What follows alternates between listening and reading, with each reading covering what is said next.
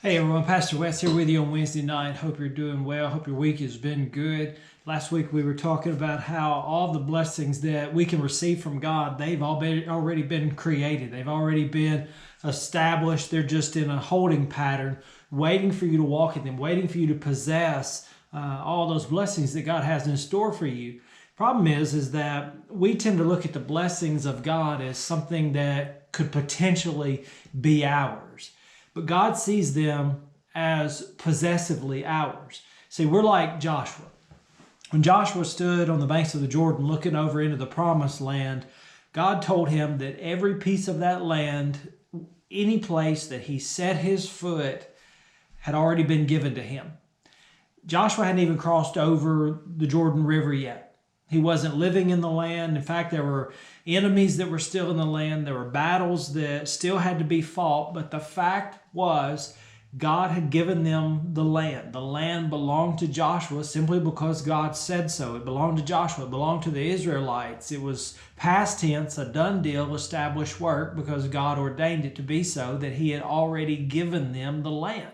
And I know it sounds like a paradox to say it's yours and then say go and take it. But that's the position that God puts us in.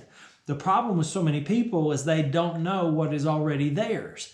And so even when they do know, they don't believe God or they don't act on it, which is what happens most of the time. And there are questions that really you have to ask yourself. One, do you believe that God owns what you need? And if you believe God owns what you need, do you believe that God has the power to give you what you need? Do you believe that God desires to meet your needs? That's a very important question that you need to answer and solidify in your life.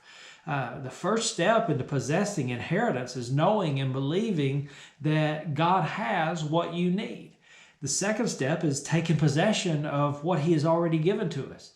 And most believers seem to spend their entire lives reading over the will, shouting over the contract, but they never move out and obtain. They never take hold of what God has given them. We sing about the promises, we talk about them, we write music about them, we teach about them, we read about them, yet we never live in them. Why is that? Well, it's because we're not willing to fight the spiritual battles that must be fought in order to take possession of what is rightfully ours. Everything that you could possibly need is available to you in absolute full measure, all that you could ever desire. And let me assure you, you're rich beyond measure. You are. But you still have to lay hold of what God has promised to you. You have to lay hold of what God has already given to you. God said to Joshua, "Be strong and of good courage. Be not afraid, neither be thou dismayed. For the Lord thy God is with thee, whithersoever thou goest." In other words, Joshua had to work for it. It was going to take strength. It was going to take courage to occupy a land that was infested with enemies. What gave Joshua the strength? What gave Joshua the courage to go forward? It was knowing that the Lord was with him, knowing that he had already assured Joshua's victory. And let me tell you, he's already assured your victory through Jesus Christ. So go out, lay hold of what God has in store for you. Lay hold of what God has already given you. Lay hold and possess what God says that you already possess. Go out, fight for it, and lay hold of what God has for you.